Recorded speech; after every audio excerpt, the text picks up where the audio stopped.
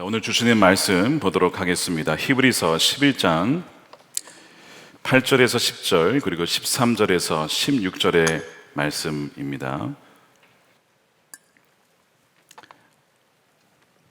여러분 대신해서 제가 읽도록 하겠습니다. 믿음으로 아브라함은 부르심을 받았을 때에 순종하여 장래의 유업으로 받을 땅에 나아갈새 갈 바를 알지 못하고 나아갔으며 믿음으로 그가 이방의 땅에 있는 것 같이 약속의 땅에 거류하여 동일한 약속을 유업으로 함께 받은 이삭 및 야곱과 더불어 장막에 거하였으니 이는 그가 하나님이 계획하시고 지으실 터가 있는 성을 바랐음이라. 13절입니다. 이 사람들은 다 믿음을 따라 죽었으며 약속을 받지 못하였으되 그것들을 멀리서 보고 환영하며 또 땅에서는 외국인과 나그네임을 증언하였으니 그들이 이같이 말하는 것은 자기들이 본향 찾는 자임을 나타냄이라. 그들이 나온 바 본향을 생각하였더라면 돌아갈 기회가 있었으려니와 그들이 이제는 더 나은 본향을 사모하니 곧 하늘에 있는 것이라. 이러므로 하나님이 그들의 하나님이라 일컬음 받으심을 부끄러워하지 아니하시고 그들을 위하여 한 성을 예비하셨느니라. 아멘. 네, 아브라함 신실하신 하나님과의 동행 시리즈의 오늘 마지막 시간이 되겠습니다. 더 나은 본향을 사모하라 라는 제목의 말씀을 나누겠습니다. 자, 오늘 끝으로 우리 아브라함 시리즈는 끝이 납니다. 그러나 다음 주부터 세대를 잇는 믿음의 여정이라고 해서 이제 이삭과 야곱과 요셉의 이야기가 계속 진행이 됩니다. 부모님 세대로 끝나지 않고 그 믿음은 다음 세대로 이어져야 합니다. 그래서 그 믿음으로 계속해서 우리 창세기 후반부의 말씀을 나누려고 합니다. 올해 우리 주제가 담대한 여정, 계속 여정 시리즈로 갑니다. 우리는 올해 믿음의 여정 이렇게 가는 것이죠. 주님과 함께 행복한 동행을 하시는 여러분들의 삶이 되시기를 주님의 이름으로 축복합니다. 신실한 하나님과 동행했던 그 아브라함의 이야기는 창세기에 나오지만 성경 곳곳에 아브라함의 그 흔적들이 담겨 있습니다. 그중 하나가 바로 히브리서입니다. 이 히브리서 11장에 보면 믿음의 영웅들이 쭉 나오는데 그 중에서 가장 많은 분량을 차지하는 자가 바로 아브라함이죠. 거기서 성경은 아브라함의 삶을 떠돌아다니는 나그네였다라고 묘사를 합니다. 9절에 보면 그가 장막 생활을 했다라고 얘기를 하거든요. 우리로 말하자면 돌아다니면서 월세 생활을 했다라고 보면 되겠죠. 9절입니다. 믿음으로 그가 이방 땅에 있는 것 같이 약속의 땅에 거류하여 동일한 약속을 유업으로 함께 받은 이삭 및 야곱과 더불어 장막에 거하였다. 그러니까 장막은 텐트니까 임시 거처 생활을 했다는 것이죠. 그가 돈이 없어서 그랬는가? 여러분 그렇지 않습니다. 아브라함은 돈이 있었고요. 심지어 거부가 되었다라는 표현이 나올 정도로 재산이 상당히 있었습니다. 그 롯과의 문제가 이 재산 문제, 즉 가축들이 너무 많아서 그 좁은 땅에 함께 있을 수 없었기 때문에 갈라서야 했었던 거 여러분 기억을 하실 겁니다. 그런데 왜 장막에서 살았을까 하는 것이죠. 표면적인 이유는 그 땅은 하나님이 약속하신 땅이긴 하지만 자신의 땅이 아직 아닙니다. 그러니까 이방인의 땅이에요. 남의 땅입니다. 거기에 가나안 사람들이 이미 살고 있었어요. 그래서 이 구절에 보면 장막에 살았다는 뜻은 단지 어떤 이방인으로서 거기에 살았다라는 그것만은 아니고요. 좀 더 본질적인 이유가 있습니다. 그 본질적인 이유를 설명해 주는 단어가 이 구절에 나와 있는 거류하다라는 단어입니다. 거류하다. 이 단어를 주목해야 되는데 이 단어는, 이 거류하다라는 단어는 단지 그곳에 살다라는 뜻이 아닙니다. 헬라어에 거주하다, 머물다라는 단어가 두 가지가 있습니다. 하나는 카토이케오라는 단어입니다. 이것은 영원히 거주하다라는 뜻입니다. 그래서 에베소서 3장 17절에서 사도 바울이 이렇게 기도를 해요. 믿음으로 말미암아 그리스도께서 너희 마음에 계시게 하시옵고, 이것이 카토이케오로 되어 있는데 이건 무슨 말씀이냐면 하나님께서, 그러니까 그리스도께서 우리 마음 가운데 잠시 머물 것이 아니라 영원히 머물러 달라, 이런 말씀이죠. 그러니까 오시면 떠나지 마시고 영원히 계시게 해달라는 그런 기도입니다. 이것이 카토이케오예요. 그런데 이 머물다라는 단어가 하나가 더 있습니다. 그것이 뭐냐면 파로이케로라는 단어입니다. 이 파로이케오는 본문에 거류하다라고 번역된 단어예요. 이 말은 두 가지 뜻이 합쳐진 단어입니다. 하나는 이방인, 그리고 머물다, 이 두 가지가 합쳐진 단어예요. 이것이 파로이케오입니다. 다시 말해서 이거를 합쳐보면 이런 뜻이죠. 이방인과 나그네로서 일시적으로 머물다, 일시적으로 거주하다, 이런 뜻입니다. 그런데 일시적이라고 해서 그냥 한 달, 두 달 정도 사는 것이 아니라 그것이 1년이든 5년이든 10년이든 심지어 평생 그 땅에 살 수도 있어요. 그런데 왜 일시적으로 거주하다라는 뜻을 갖고 있을까요?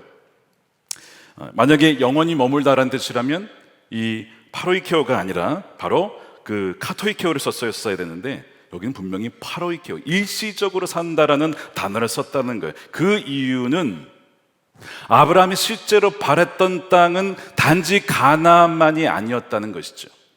그는 분명 그것을 원했어요. 그리고 이스라엘, 즉 그의 후손들은 지금도 이스라엘 그 땅에 거주하며 살고 있습니다. 그러나 아브라함은 단지 물리적인 그 가나안 땅만을 바랬던 사람이 아니라는 겁니다. 그는 오늘 10절에 나와 있는데 하나님이 설계하신 무너지지 않는 도시를 바랬던 사람이라고 말씀해요. 자, 10절 말씀이죠. 그는 하나님께서 설계하시고 세우실 튼튼한 기초를 가진 도시를 바랐다는 것입니다. 단지 가나안 땅만 원한 게 아니라 하나님이 세우시고 하나님이 기초를 내리신 영원한 도성을 원했다는 거예요. 그래서 16절에 가면 그것이 더 나은 본향이다. 영어로는 a better country라고 되어 있어요. 더 나은 나라라고 되어 있습니다. 자, 14절 보십시오. 그들이 이같이 말하는 것은 자기들이 본향 찾는 자임을 나타내미라. 16절에 그들이 이제는 더 나은 본향, a better country라고, 더 나은 나라를 사모하니 곧 하늘에 있는 것이라. 그들을 위하여 한 성 도시를 하나님이 예비하셨다. 그러니까 이 아브라함의 삶은 더 나은 본향, 더 나은 나라를 항상 사모하는 삶이 이 아브라함의 삶이었다는 거예요. 여기서 이 사모하다라는 원뜻은 갈망하다, 어떤 욕망하다, 어떤 그 열망하다, 탐내다, 이런 뜻입니다. 그러니까 욕망하고 탐내는 것은 여러분 그 자체가 결코 나쁜 게 아닙니다. 욕망하고 탐내는 것이 그 자체로 나쁜 것이 아니라고요. 이 욕망하는 것은 하나님이 우리에게 주신 선한 겁니다. 만약 이 욕망이 잘못된 것이라면 식욕, 잘못된 거죠. 밥 먹으면 안 되는 거예요. 그렇죠? 수면욕, 이것도 잠자면 안 되는 것입니다. 욕망이 잘못됐다라면 뭐 다 문제가 되는 것이죠. 욕망이 문제가 아니라 정말 욕망해야 될 것을 욕망하지 아니하고 욕망하지 말아야 될 것을 욕망하는 것이 문제입니다. 가장 욕망해야 될 것을 욕망하지 아니하고 차선으로 욕망해야 될 것을 가장 욕망하는 것이 문제라고 하는 것이죠. 그래서 이 아브라함의 갈망과 욕망은 더 나은 본향, 더 나은 나라, 영원한 그 도시를 갈망했다는 것, 즉 하나님 나라와 하나님의 도성을 갈망했다는 것, 이것이 아브라함이었다는 것입니다. 히브리서는 바로 이 모습이 믿음의 사람의 모습이다. 그리고 그를 위하여서 하나님은 무너지지 않는 영원한 도성을 예비하셨다라고 말씀을 하고 있는 거예요. 자, 그래서 아브라함은 이 세상에서 살았지만 이 세상에 속한 자가 아니었습니다. 이 땅에 거주하지만 이방인이요 나그네로서 살았던 사람입니다. 소위 가나안의 영주권자로 살았다는 뜻이에요. 여러분, 미국에 영주권 제도가 있습니다. 영주권은요 10년 동안 미국에 살 수 있는 그 비자를 주는 거예요. 그래서 그린 카드라고 하는데, 이거를 받게 되면 10년 동안 살고 만기가 되기 전에 다시 연장을 하면 또 10년이 연장이 되고, 이런 식으로 사실상 계속 그 미국에 살 수 있게 해주는 제도가 이 영주, 영원히 거주하다라는 뜻에서 영주권이죠. 근데 여러분, 이 영주권을 받았다고 해서, 그리고 미국에 산다고 해서 그 사람이 시민권자냐? 그건 아니에요. 미국에 영원히 자기가 원하면 살 수 있지만 그렇다고 해서 시민권자가 되는 것은 아닙니다. 얼핏 보면 미국에서 사는 사람과 똑같아요, 영주권자는. 왜냐하면 일할 수 있습니다. 그 다음에 무엇이든 살 수 있습니다. 차도 살 수 있고 집도 살 수 있고 뭐든지 다 할 수 있어요. 게다가 세금도 냅니다. 세금을 내고 나라로부터 세금의 혜택도 받을 수 있습니다. 이게 영주권자예요. 근데 뭐가 없느냐면 투표권이 없습니다. 그러니까 주지사나 뭐 하원이나 뭐 상원, 뭐 대통령 선거 못 합니다. 영주권자는 왜냐하면 남의 나라 사람이에요. 이방인입니다. 그 나라에서는 이방인인 거예요. 이것이 영주권자예요. 그래서 이 영주권자를 영어로 이렇게 씁니다. resident, 거주하는 에일리언은 외계인. 물론 외국인입니다. 근데 누가 정말 이 뉴스 기사에 거주하는 외계인이라고 번역을 한 적이 있어요. 근데 정말 그 외국에 살다 보면 그 외계인 취급받을 때가 종종 있습니다. 물론 많은 어떤 차별이 사라졌지만 여전히 남아있는 그 인종차별 때문에 때로는요 그런 느낌을 받을 때가 참 많이 있어요. 그러니까 어느 백인 지역에 가잖아요. 그럼 아이들이 정말 뚫어져라 쳐다봅니다. 인형 쳐다보듯이 뭐 이런 존재가 있어 이러면서 쳐다봐요. 그런 느낌을 받을 때 참 묘해요. 이 아이는 동양인을 처음 봤구나. 이런 외계인 쳐다보듯이 쳐다보는 거거든요. 여러분, 아브라함이 가나안 땅에 갔을 때 그런 취급 당하지 않았을까요? 외계인이 왔구나. 외국인이 왔구나. 아브라함이 처음으로 히브리인으로 불립니다. 히브리인은 무슨 뜻이냐면 강을 건너온 외국인이라는 뜻이에요. 이방인이라는 뜻입니다. 너는 강 건너온 외국인이지 이방인이지. 아브라함은 가는 곳마다 그런 취급을 당하면서 살았습니다. 물론 아브라함은 거부였다고 했기 때문에 재산도 있었어요. 많이 가지고 있었습니다. 또한 나중에 해족속으로부터 땅을 살 때도 보면 그 사람들이 뭐라고 부르냐면 My Lord, 내 주인이시 이렇게 불러요. 돈이 많으니까. 그렇다고 해서 그 사람들이 그를 받아줬냐? 아닙니다. 그는 여전히 외국인인 거예요. 그래서 자기를 어떻게 소개하냐면 거기에서 난 나그네입니다 이렇게 소개하죠. 절을 하면서 엎드려 절을 하면서 저는 나그네입니다. 제가 땅을 사게 해주세요 이런 얘기를 하잖아요. 이것이 아브라함의 삶이었어요. 근데 제가 미국에 11년간 살면서 감사하게 배운 것이 뭐냐면 이 그리스도인의 정체성입니다. 그러니까 이 땅에 살지만 이 땅에 속하지 않은 자가 어떤 것인지를 그걸 통해서 알았어요. 여기서 똑같이 여기에 미국인 사람들과 살 수는 있는데 여기에는 속하지 않았다라는 것이 뭐냐? 그게 딱 그 느낌이에요. 우리가 그리스도인으로서 이 땅에 이 세상에 살아가지만 우리의 시민권은 하늘에 있다라는 그 느낌 있잖아요. 그것이 막연했는데 미국에서 살다 보니까 그 느낌이 뭔지를 알겠더라고요. 근데 그것이 참 감사했어요. 하나님께 마치 저에게 이런 느낌으로는 평생 살아야 된다.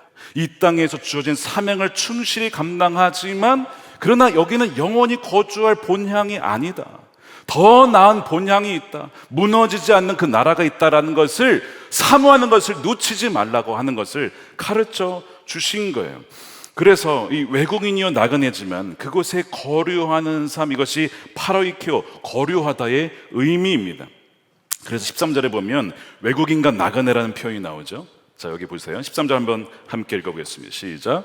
이 사람들은 다 믿음을 따라 죽었으며 약속을 받지 못하였을 때 그것들을 멀리서 보고 환영하며 땅에서는 외국인과 나그네임을 증언하였으니, 이 외국인이며 나그네, 이것이 파로이코이라는 뜻이에요. 즉 resident aliens, 거류하는 외국인이라는 뜻이죠. 그래서 이들에게는 모든 곳이 집인데 어느 곳도 집이 아니었습니다. 이 의미 아시겠어요? 모든 곳이 집이지만 어느 곳도 그들의 집이 아닌 거예요. 이것이 거류하는 외국인, 이것이 그리스도인들의 정체성이라는 것입니다. 그런데 그들은 그 정체성을 부끄러워하지 않고 증언했다라는 거예요. 증언하다는 것은 고백했고 심지어는 선언하다는 뜻이에요. 자신의 정체성, 이렇게 거류하면서 나그네로 살아가는 이 정체성을 부끄러워하지 않고 당당하게 증언했다라는 것입니다. 나 외국인 맞아요. 나 나그네입니다. 이방인입니다.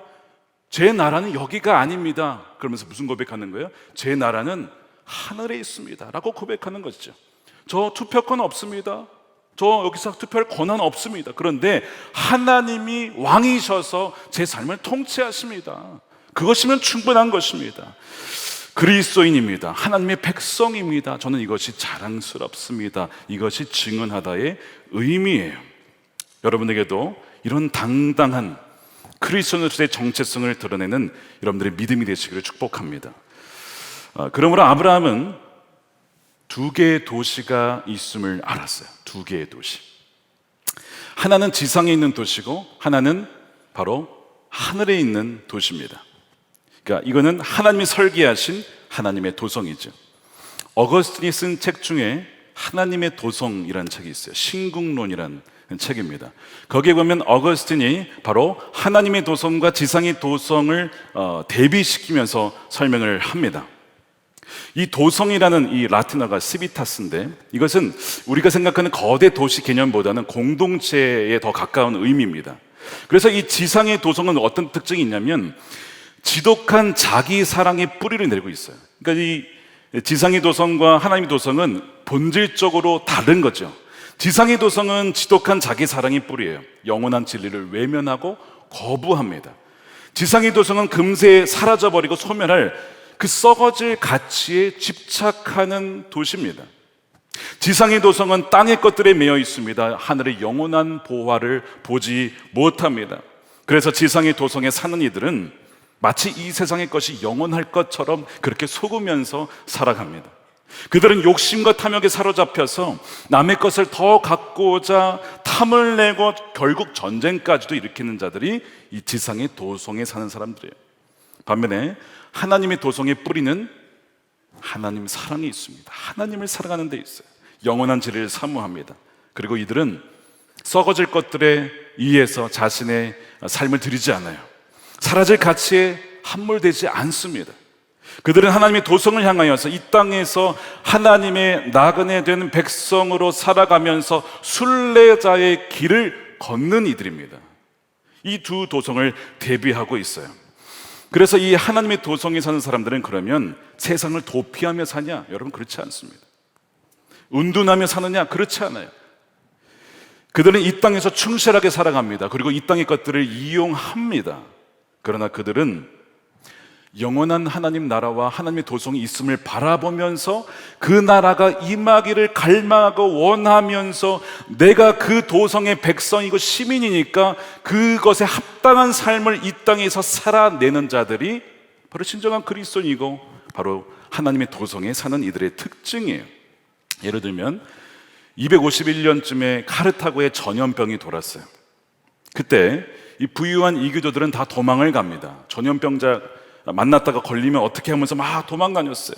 그때 그 당시에 거기에 키프리안 주교가 이 교회에게 성도들에게 설교를 하면서 메시지를 전합니다. 그들의 소명에 신실해야 합니다.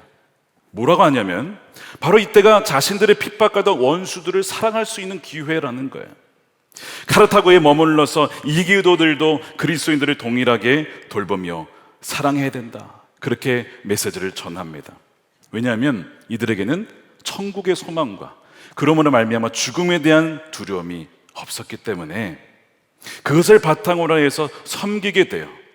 그래서 하나님의 도성으로 산다는 것은 무엇이냐면 바로 이 세상을 도피하지도 않고 이 세상에 순응하는 것도 아니고 영원한 그 하나님 나라와 영생을 바탕으로 이 세상에서 믿지 않는 이들을 사랑으로 섬기는 자들입니다.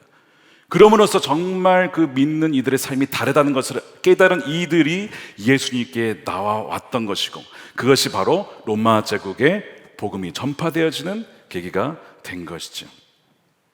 여러분, 이 세상은요 이 지상의 도성과 하나님의 도성이 함께 이렇게 공존하고 있습니다.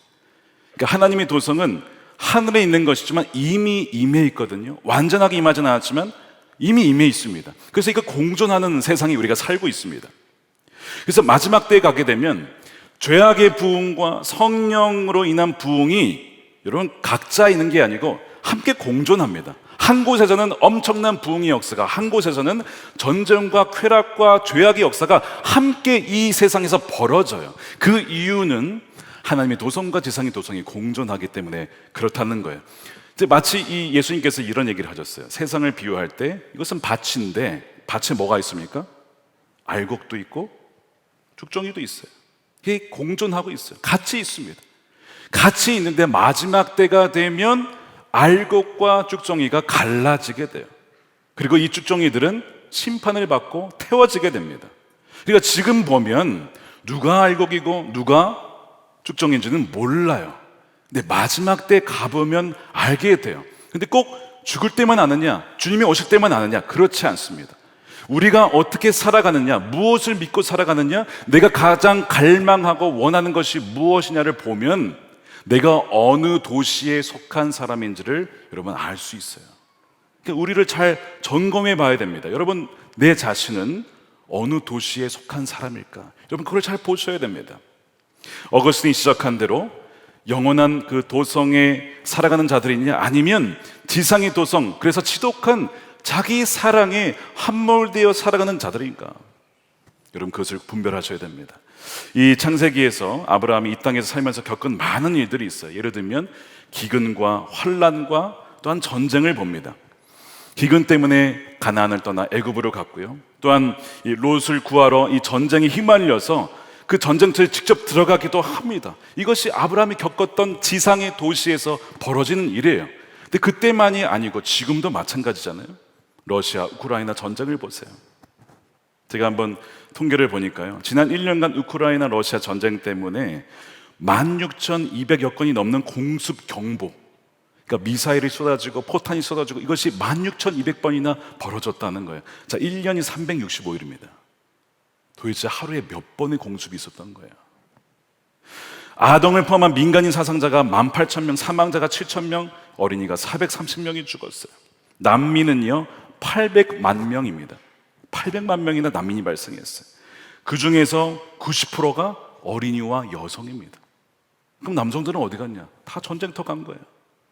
그러니까 아빠와 남편이 돌아오리라는 보장이 없는 상황에서 가족들이 다 흩어지게 된, 여러분들이 그 상황이 있다고 생각해 보세요.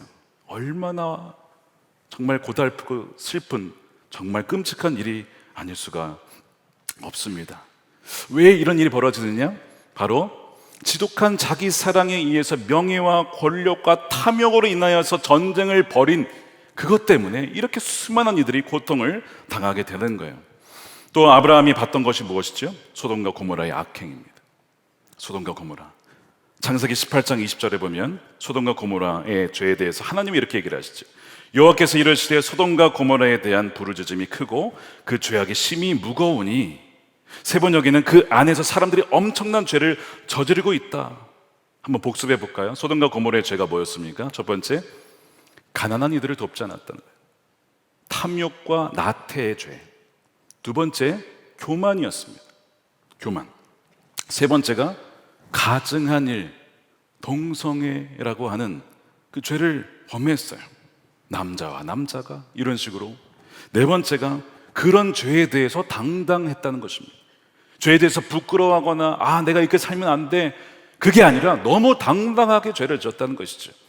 이것이 네 가지 이 소돔과 고모라의 죄악이었어요. 근데 이 소돔과 고모라가 고대 중동 지방에 있었던 도시가 아닙니다. 지금 우리가 살고 있는 도시가 소돔과 고모라예요. 음란과 간음과 성적 타락은 여러분 이루 말할 수도 없습니다. 이제는 한국도 동성애가 들어오고 있어요. 지난 2월 24일에 우리 본교회 권사님이신데요, 윤영군 변호사님께서 대한민국 국회에서 기자회견을 가지셨어요. 최근에 서울 고등법원에서 이런 판결을 내렸습니다. 동성 결합의 건강보험 피부양자 자격을 인정했습니다. 그러니까 동성 결혼 커플의 그 배우자라고 인정을 한 거죠. 그러니까 사실상 동성 결혼 합헌을 향한 발판을 밟은 거예요. 근데 이 대한민국 헌법이 어떻게 되어 있냐면, 저도 알아보니까 36조 1항에 이렇게 되어 있답니다. 혼인과 가족 생활은 개인의 존엄과 양성의 평등을 기초로 성립되고 유지되어야 된다. 그러니까 남자와 여자의 결합이 혼인 관계라는 것이죠. 그렇게 되어 있어요. 그것만 인정이 된다는 겁니다. 그래서 혼인법 질서에 반하는 사실혼 관계는 법적으로 인정이 안 됩니다. 근데 이번 고등법원 판결은 모순적 판결을 내리게 된 거예요. 왜냐? 처음에는 이 동성 결합에 의한 상대방은 혼인법 질서에 본질적으로 반하는 문제가 있기에 사실혼 관계가 아니라는 것이죠. 그러니까 이 동성애를 반대한 거예요. 근데 그 뒤에 판결은 뭐냐면, 그러나 성적 지향에 따른 차별은 평등 원칙에 위반이 되니까 사실혼 관계에 준하는 배우자로 인정을 하겠다는 겁니다. 여기서는 아니라고 해놓고선 여기서는 준하는 배우자로 인정하겠다. 이렇게 되면서 사실상 그 건강보험 혜택을 받을 수 있도록 해준 것이죠. 그러니까 지금 이런 일들이 이제 한국에서 조금씩 벌어지고 있어요. 여러분, 미국에서 2015년에 그 대법원에서 동성결혼 합헌 낼 때에 갑자기 벌어진 게 아니에요. 이미 수십 년 전부터 조금씩 야금야금 갉아먹으면서 대법원까지 가게 된 겁니다.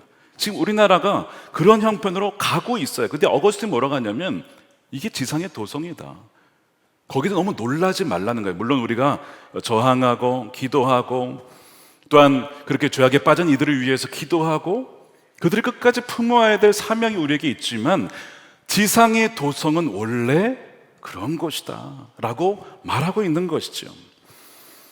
그러나 역시 지상에 있지만 하나님의 이 도성의 사람들은 혼인에 대해서 뭐라고 얘기하느냐. 오늘 우리 중고등부 아이들이 왔기 때문에 다시 한번 분명하게 얘기하겠습니다. 창세기에 1장 2장에 보면 하나님이 남자 여자를 창조하셨다.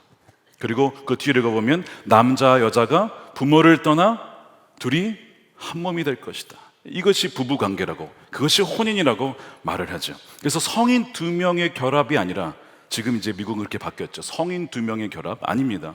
남자 여자가 하나 되는 것이, 그것이 혼인관계이고 이것이 하나님이 지으신 창조 질서요 혼인 제도라고 하는 것입니다.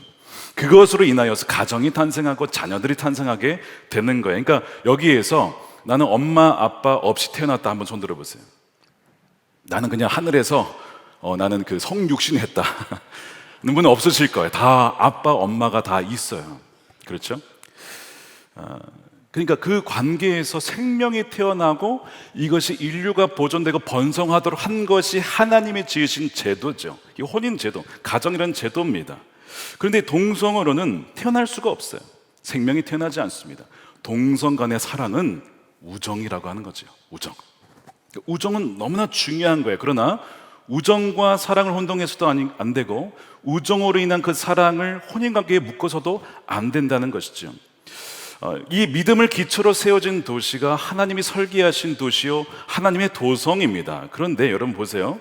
여기 성경이 분명 결혼한 사람하고만 절대적으로 독점적으로 가져야 되는 것이 성이라고.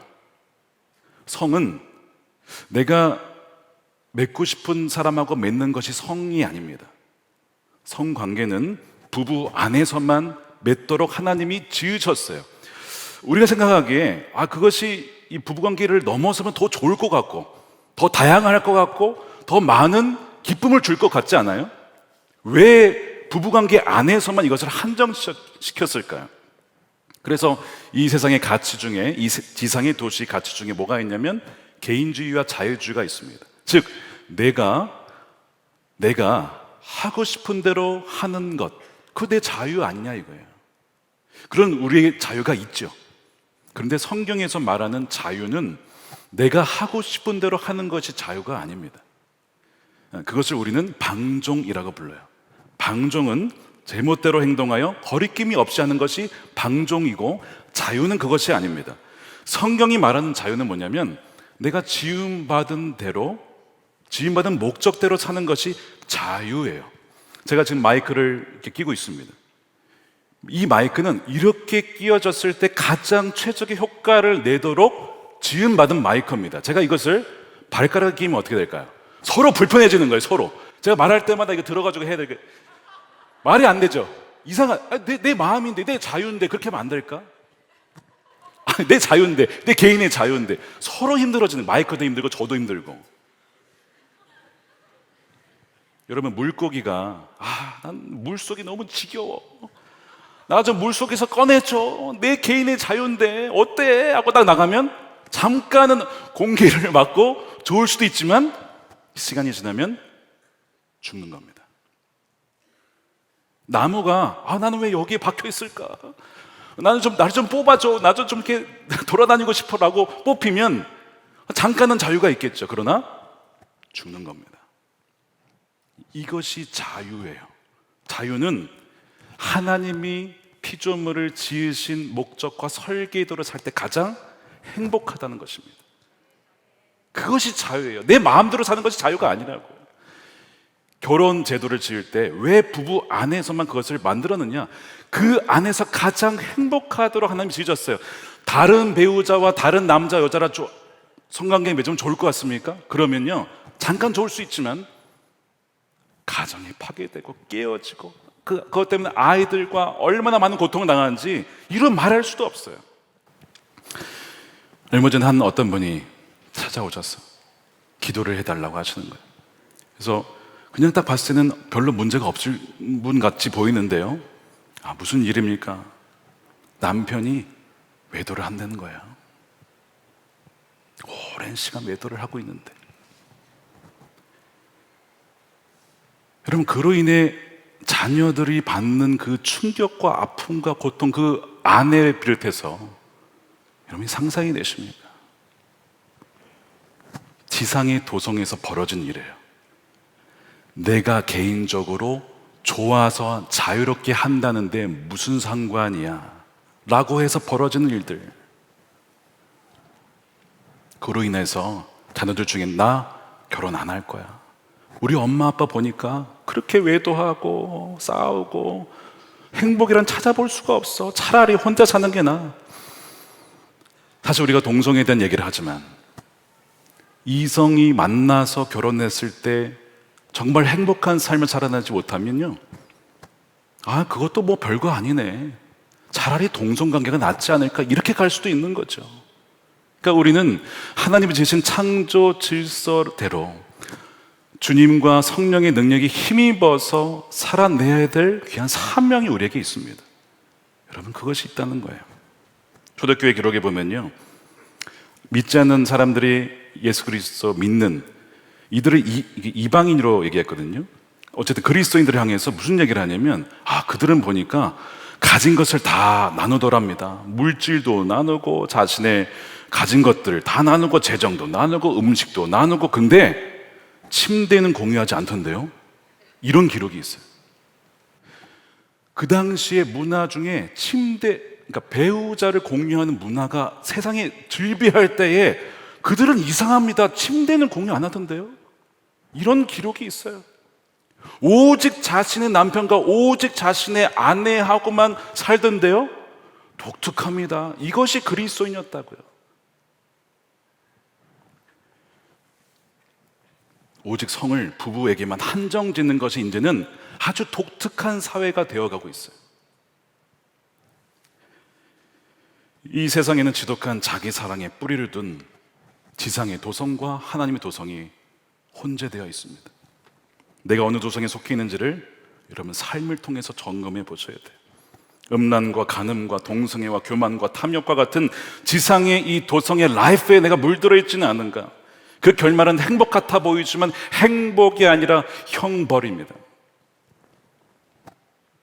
자신이 선택한 일이죠. 자신이 갈망하고 원한 대로 선택한 거예요. 그 외도한 남편 행복할 것 같지만 자신이 선택한 결과가 여러분 뭘까요? 외도를 해서 지옥에 가는 것이 아니고, 외도한 것은 열매인데 그 뿌리가 지독한 자기 사랑이므로 자기 스스로 지상의 도성에 속한 멸망의 자식임을 스스로 증명을 한 겁니다. 회개하지 않으면 죽는 거예요. 회개하라, 천국이 가까이 왔다. 세례요한의 첫 번째 메시지, 예수님의 첫 번째 메시지였어요. 회개하지 않으면 멸망한다는 거예요. 아브라함은요, 지상의 도성에 살면서 지상의 도성에 살지만 하나님의 도성을 바라보면서 살았던 사람입니다. 그 하나님께서 마련하신 것은 무엇이냐면 바로 하나님에 의해서 통치된 도시, 겸손을 바탕으로 사랑과 정의와 공정과 평화와 섬김이 있는 그 도시를 마련하셨습니다. 그것이 바로 성경의 새 예루살렘이죠. 히브리서 12장 22절 말씀을 우리 함께 읽어보겠습니다. 시작. 그러나 여러분이 나아가서 이런 곳은 시온산, 곧 살아계신 하나님의 도성인 하늘의 예루살렘입니다. 자, 이것이 하나님의 도성이에요. 이것이 아브라함이 평생을 죽을 때까지 믿었던 그 도성입니다. 하늘에 있는데 이 도성은요, 이 땅에 내려옵니다. 이것이 성경의 결론이에요. 요한계시록에 보세요. 21장 1절과 2절을 함께 읽어보겠습니다. 시작. 나는 새 하늘과 새 땅을 보았습니다. 나는 또 거룩한 도성 새 예루살렘이 남편을 위하여 단장한 신부와 같이 차리고 하나님께로부터 하늘에서 내려오는 것을 보았습니다. 이 땅의 지상의 도성과 하나님의 도성이 공존해 있어요. 이미 임했지만 완전하지 않은 그 도성이, 완전한 그 도성이 임하게 돼요. 이 땅이 새 땅이 되고 하나님의 도성이 된다는 겁니다. 그럼 새 예루살렘에서는 어떤 일이 있느냐? 함께 읽어볼까요? 7장 16절인데요. 시작. 그들이 다시는 줄이지도 아니하며 목마르지도 아니하고 해나 아무 뜨거운 기운에 상하지도 아니하리니 이는 보좌 가운데 계신 어린 양이 그들의 목자가 되사 생명수 샘으로 인도하시고 하나님께서 그들의 눈에서 모든 눈물을 씻어 주실 것입니다. 이것이 하나님의 도성이에요. 완전한 그 새 예루살렘이 임한다는 겁니다.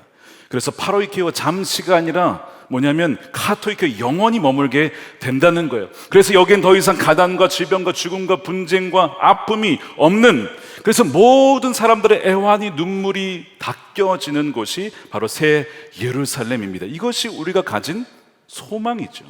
소망이에요. 예수 그리스도로 인하여서 시작된 새로운 소망, 완전한 소망입니다. 우리가 그것을 믿고 나아가는 거죠.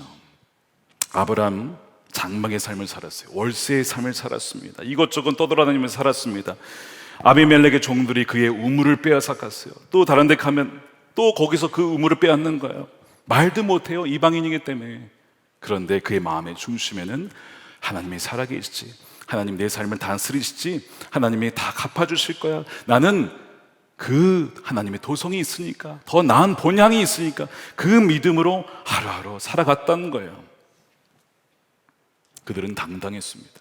아브라함도 그의 자녀들 다 당당했습니다.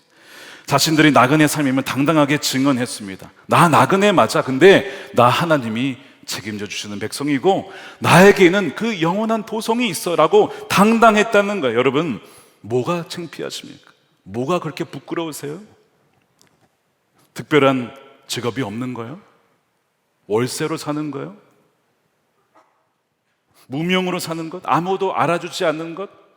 내세울 만한 직함이 없는 것? 여러분, 이 어떤 것도 결코 창피한 것이 아닙니다. 무엇이 창피하고 부끄러운 것이냐?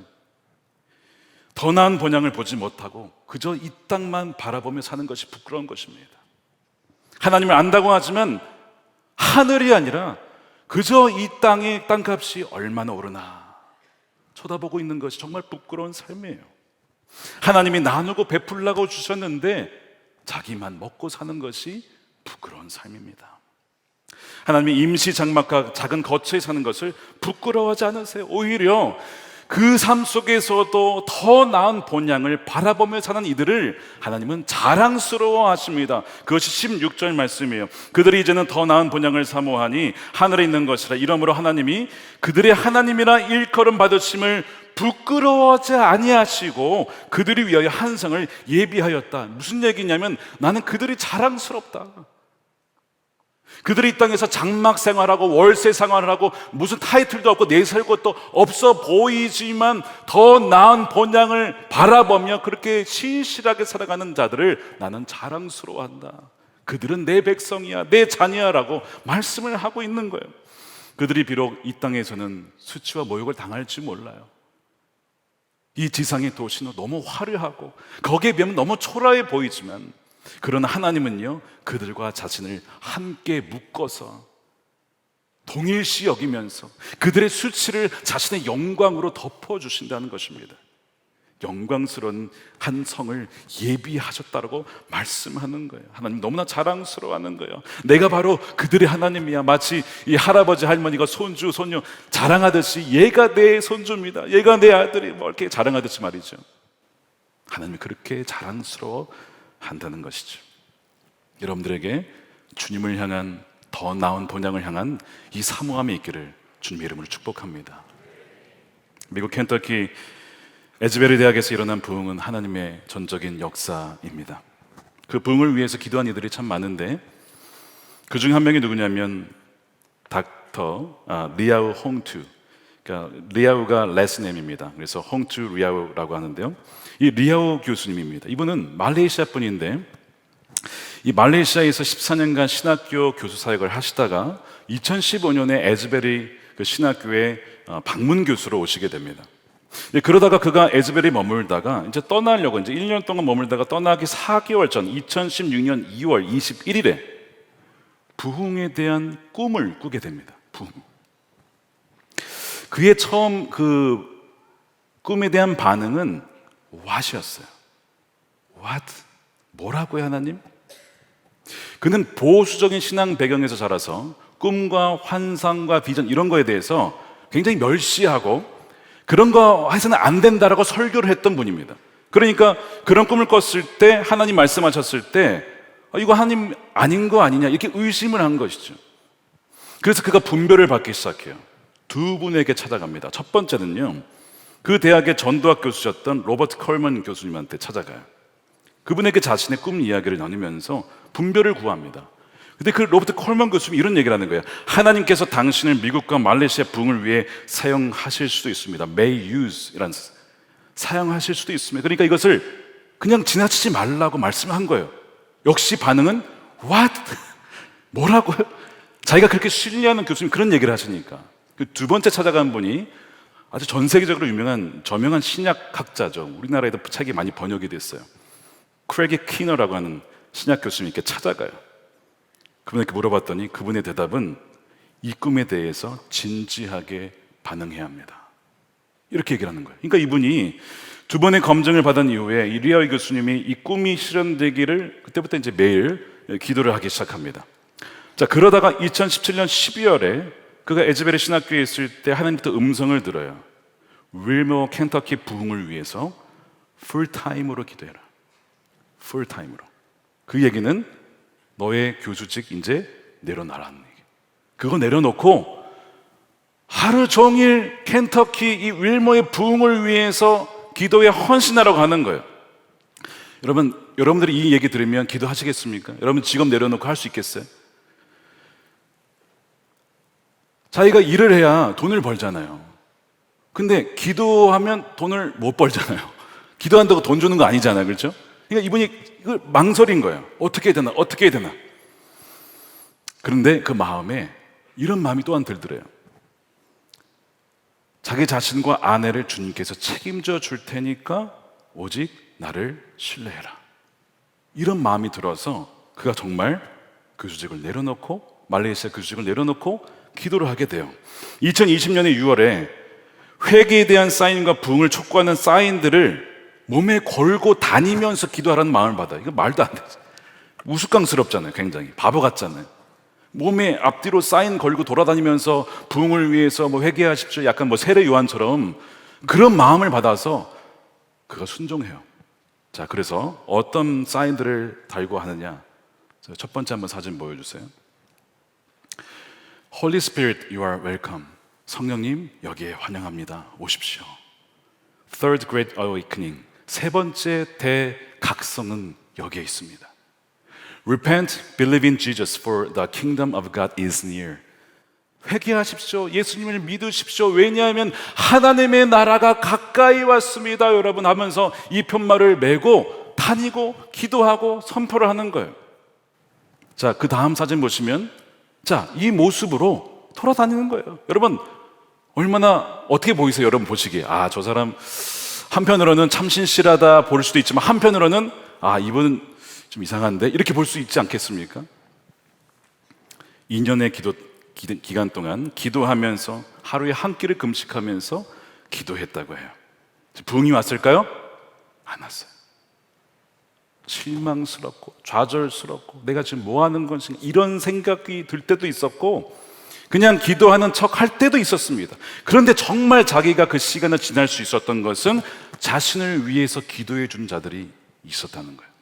그래서 그 시간들을 이겨내고 계속 기도의 자리에 있었다는 겁니다. 사람들이요, 이 사람을 샌드위치맨이라고 부르기도 했어요. 앞뒤로 있으니까 샌드위치맨이라 이거죠. 표가 앞뒤로 있으니까 샌드위치맨 지나간다 이러면서 그렇게 갔던 시간들이 2020년, 2021년. 근데 2022년 5월에 하나님이 그 다음 메시지를 주셨어요. 뉴욕에 있는 우리로 얘기하면 주목자분들을 섬기러 가라는 거예요. 가는 거 어렵지 않은데 왜 가라고 하느냐? 이겁니다. 너가 지금 그 윌머 켄터키에 있는 동안에 내가 부흥을 주지 않을 거야. 부흥을 주지 않겠대요. 너가 윌머에 있으면 나는 부흥을 주지 않을 거야. 이상하지 않아요? 지난 몇 년간 기도했는데 왜 내가 거기 있으면 부흥을 주지 않을까요? 이유가 이거였습니다. 너가 거기에 있으면 이 부흥이 나 때문에 왔다라고, 자신 때문에 왔다라고, 내가 받아야 될 모든 영광을 너가 가로챌 거야. 그러니까 너는 뉴욕으로 가야 돼. 그 음성을 들었을 때 그가 어떤 마음을 가졌는지 아세요? 억울한 마음? 아닙니다. 그 뭐라고 하냐면, 하나님은 제게 선하신 분이십니다. 제 마음의 중심에 무엇이 있는 줄을 아시고 저를 미리 뉴욕으로 보내게 하셔서 제가 하나님의 영광을 가로채는 범죄를 하지 않도록 미리 피할 길을 내어 주신 하나님은 제게 선하신 분이십니다. 이런 고백을 해요. 그래서 그가 가요. 뉴욕으로 갑니다. 8개월 뒤가 올해 2월 8일이에요. 바로 그때 부흥이 임한 거예요. 그는 뉴욕에서 그 소식을 들은 거예요. 하나님 말씀대로 이루어진 것이죠. 그러면서 그가 페이스북에 이렇게 고백을 했어요. 삼위일체 하나님, 성부 하나님, 성자 하나님, 성령 하나님께 오직 영광을 드립니다. 아멘, 아멘, 아멘. 부흥이 일어난 다음에 CNN, 팍스뉴스에서 그를 인터뷰하러 왔어요. 제발 인터뷰해 주세요. 인터뷰 안 했습니다.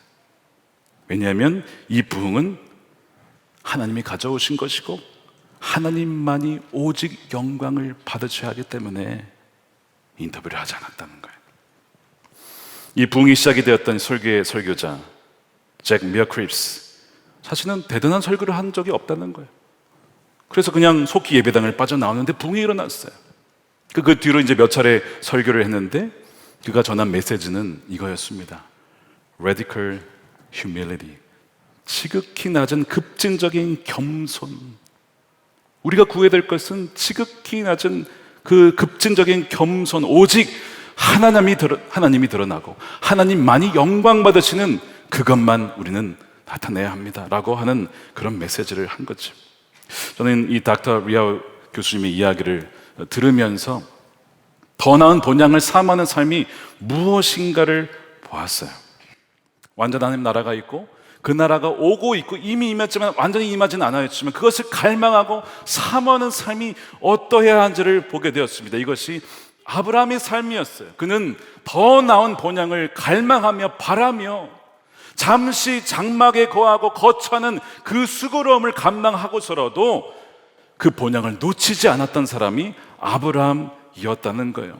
지상의 도성에 살면서 죽어가는 영혼들이 참 많습니다.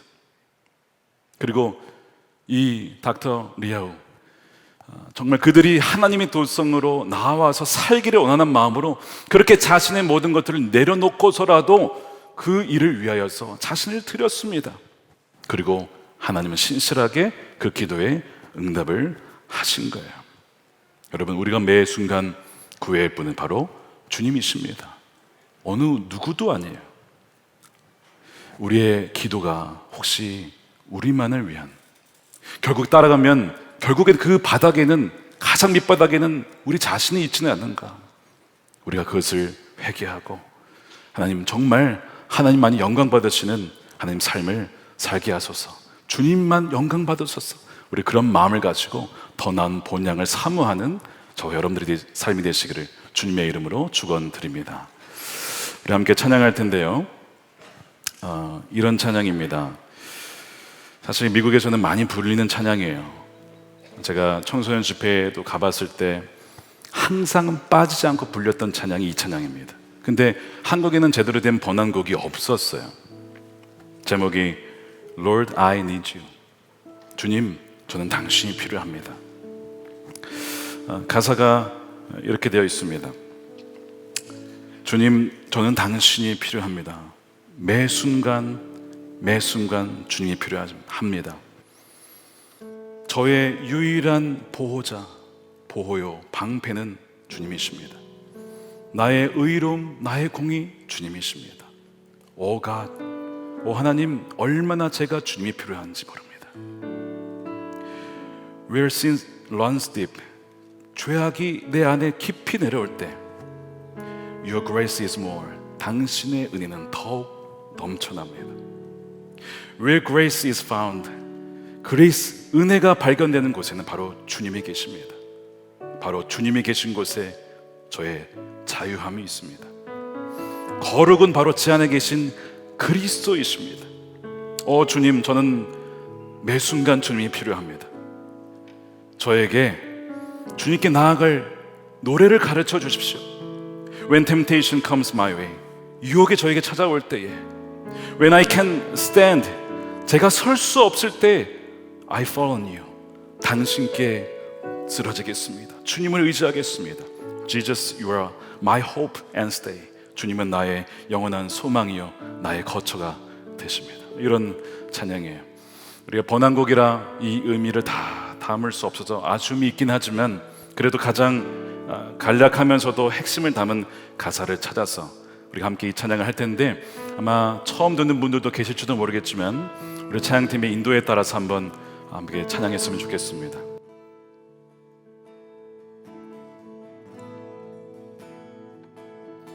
주 앞에 고백해 엎드려 경배하네. 내 삶을 인도하신 주 없이 살 수 없네.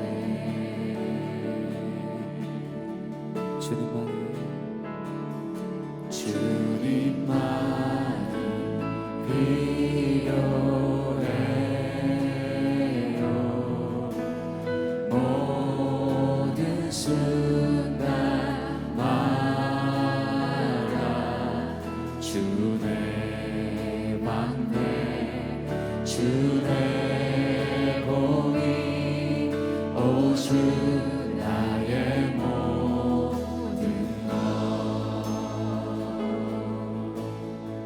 죄악 속에 방황할 때, 죄악 속에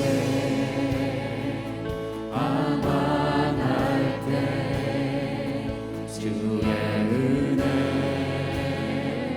흘러넘쳐 내 영혼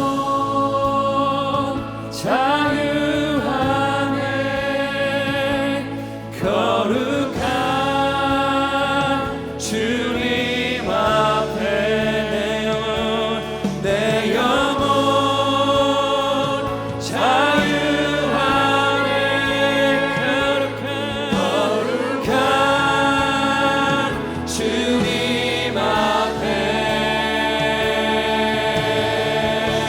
주님만이 필요해요. 주님만이 필요해요. 모든 순간마다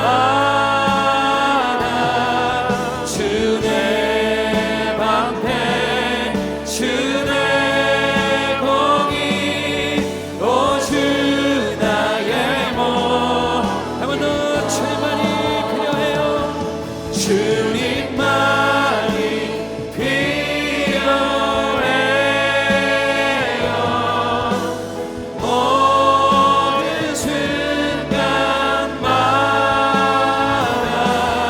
주의 방패 주의 공의 오주 나의 모든 것. 세상 유혹 찾아올 때 주 날 일으키시네. 견딜 수 없을 때 주를 의지해. 예수 나의 장소만. 세상 유혹 찾아올 때 주 날 일으키시네. 견딜 수 없을 때 주를 의지해. 예수 나의 장소만. 예수 나의 장소만. 주님만이 필요해요. 많이 필요해요.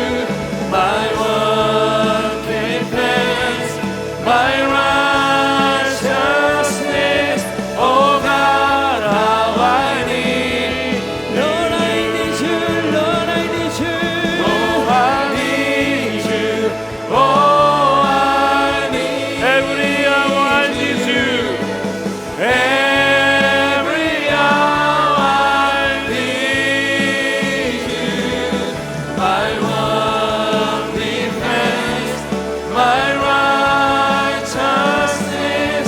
Oh God, how I need you. 주 내 방패, 주 내 방패, 주 내 공의, 주 나의 몸. 주 내 방패, 주 내 방패, 주 내 공의, 오 주 나의 모든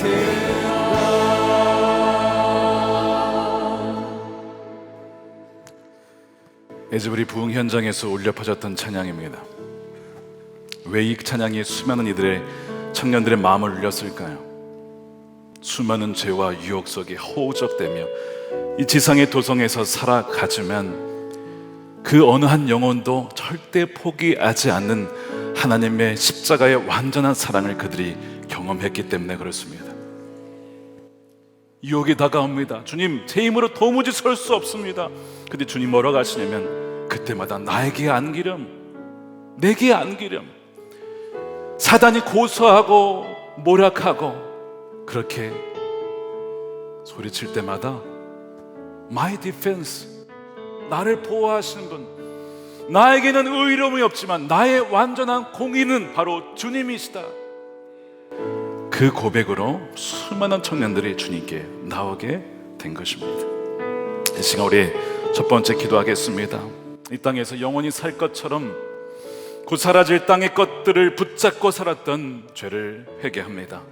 육신의 정욕과 탐욕과 정욕, 모든 죄악들이 이미 십자가에 못 박힌 자의 삶을 살게 하여 주시옵소서. 이미 예수 그리스도 안에 완전한 피조물, 새로운 자가 되었음을 다시 한번 선언합니다. 주님, 그에 합당한 삶을 살아갈 수 있도록 주여 오늘도 우리에게 힘을 더하여 주시옵소서. 우리 주여 한번 외쳐 기도하겠습니다. 주여, 그렇습니다. 하나님, 주여 그렇습니다. 하나님 영광 아버지 바라보며 나가며 이 땅에 썩어질 것들을 바라보며 살았던 것을 이 시간 아버지 회개하오니 하나님 우리를 용서하여 주옵소서. 십자가에 보여 우리의 모든 죄악들을 사라지게 하시고 아버지 하나님 우리를 아버지 하나님 정결케 하소서. 아버지 하나님 우리를 보게 하지 하신 하나님 아버지 십자가에서 완전한 사랑으로 덮어주시며 감사합니다. 영원한 것을 사모하며 나가는 하나님 귀한 우리 성도들, 우리 다음 세대, 우리 청소년들과 우리 청년들이 되게 하여 주시옵소서. 완전한 하나님 그 사랑으로 인하여 하나님 그 사랑으로 이 시간 덮어 주시옵소서. 하나님 이성의 도성이 아니라 아버지 하나님 그 천성의 하늘의 도성의 백성으로 살아가게 하여 주시옵소서. 하나님 감사합니다. 하나님 이 시간 주의 성령으로 다시 한번 우리를 새롭게 하시는 하나님의 은혜 감사를 드립니다. 포기하지 않는 하나님의 사랑, 버리지 아니하는 그 사랑에 감사함으로 하나님 나아가고 주님 찬양하며 하나님 이 시간에 주의 임재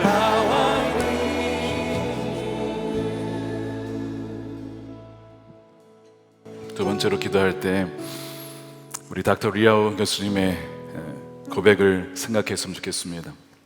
하나님께서 우리를 잘 아시죠? 그를 잘 아셨습니다. 신실하게 기도하는 거 너무 감사한 일인데 붕이 일어나면 아 내가 기도해서 이렇게 됐어, 내가 설교해서 이렇게 됐어, 내가 사람들을 부추겨서 이렇게 된 거야 라고 하는 그 모든 영광을 자기가 가로챌까 봐 내가 널 사랑하니까 뉴욕으로 가라, 붕이 온 다음에 넌 다시 오게 될 거야. 서운해하지 않았어요. 서운해할 법도 하죠. 마치 모세가 가나안 땅에 들어가지 못하고 느보산에 서 있었던 것처럼. 근데 그는 예 주님 저를 불러가시면 순종하겠습니다. 닥터 리오 교수님, 하나님 내게 선하셨습니다 라는 고백을 했는데 하나님 우리에게 가장 좋은 것을 주시는 분이십니다. 이 시간 그러므로 우리가 회개할 때에 혹시 하나님의 영광을, 하나님께 가야 될 크레딧을 다 내가 가로챈 것은 없는가, 조금이라도 내가 이렇게 해서 된 거야. 내가 무릎 꿇어서 된 거야. 내가 전도해서 된 거야. 내가 설교해서 된 거야. 내가 이렇게 열심히 해서 된 거야 라고 하면서 하나님의 혹시 영광을 가로챈 것은 없는가? 돌아보는데 제가 가장 그 많은 죄를 졌더라고요. 마치 제가 뭔가 된 것 마냥, 하나님이 하신 일을 마치 제가 열심히 해서 된 것 마냥, 제 안에 뭐 어떤 선함이 있어서 된 것 마냥 그 영광을 가로챈 것이 참 많았다는 것을 하나님이 깨닫게 해주셨어요. 하나님이 사람을 쓰시면 사람은 또한 하나님의 역사를 가장 가로막는 주된 자이기도 합니다. 우리가 이 시간 이거를 회개했으면 좋겠어요. 주님, 우리 안에 하나님의 영광을 가로채고 우리가 높아지려고 하는 그 유혹과 죄악이 있습니다. 그런데 하나님 우리 버리지 아니하시고 내게 선하셔서 미리 그 자리에서 나오게 하신 그 하나님 은혜에 감사합니다. 하나님을 찬양합니다. 오직 하나님 영광 받아 주시옵소서. 우리 한번 주여 한번 외치고 간절하게 회개하며 기도하겠습니다. 주여, 그렇습니다. 주님, 오직 하나님만이 영광 받아 주시옵소서. 오직 주님의 모든 것을 다 하셨습니다. 오직 하나님이 이루신 것입니다. 어느 하나도 우리가 한 것이 없습니다. 하나님, 그러나 우리가 주의 영광을 가로챘습니다. 주의 영광을 가로채고 우리가 한 것이라고, 내가 한 것이라고, 나의 재능 때문에, 나의 경험 때문에, 나의 능력 때문에 된 것이라고 하나님, 그렇게 수많은 영광을 가로챘던 것을 하나님 주의 보혈로 덮어주시고 하나님 주여 용서하여 주시옵소서.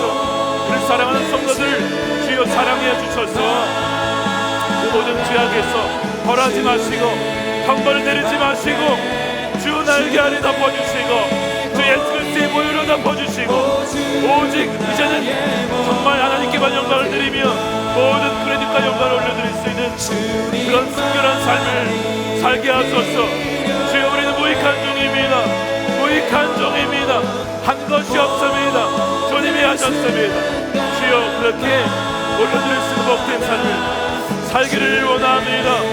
하나님, 우리 때문에 궁에 장애물이 생긴 것입니다. 우리가 궁의 가장 큰 장애물이었습니다. 아버지, 우리를 불쌍히 여겨주시옵소서.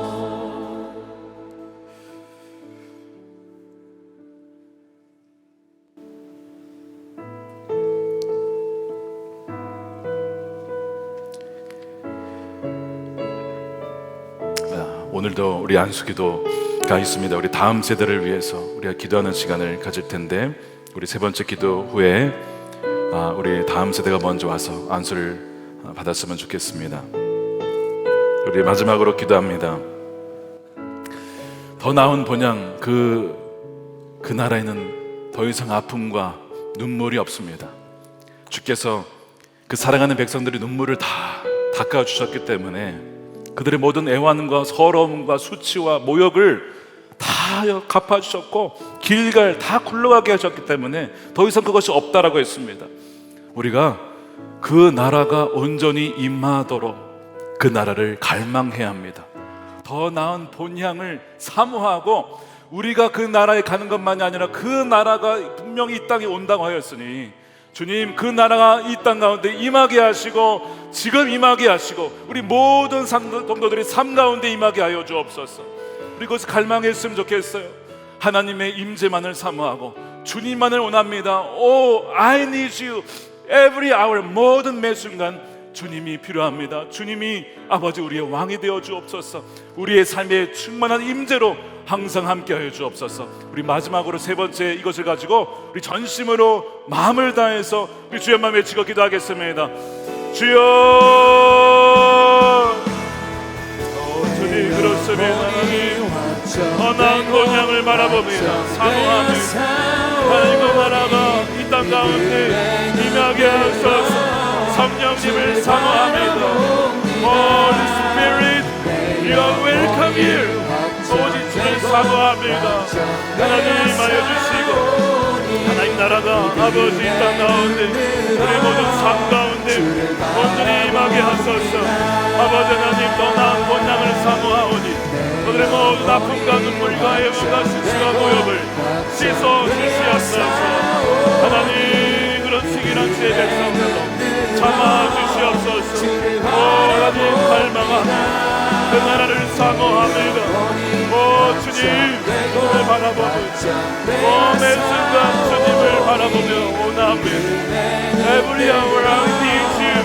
오 주님 임하여 주소서. 오 주님 주님만 여전히 구하게 하소서. 주님만 여전히 바라보며 할렐루야. 주님 우리 모든 성도들의 삶에 모든 아버지 세상의 도성의 악한 것들을 떠나가게 하시고 주 예수 그리스도로 하나님 그 보혈로 정결케 하소서. 거룩하신 영이여 우리의 모든 생각과 마음과 우리 삶을 온전히 순결하게 하여 주시옵소서. 오 주님 찬양하며 하나님 새로운 그 놀라운 영광의 나라가 주여 임하게 하소서. 할렐루야. 충만한 임하소서. 더 나은 뭐냐 더 나은 그 나라 만드는 하나님 나라가 주여 우리 모든 성도들과 직장과 삶 가운데 임하게 하소서. 할렐루야. 찬양합니다.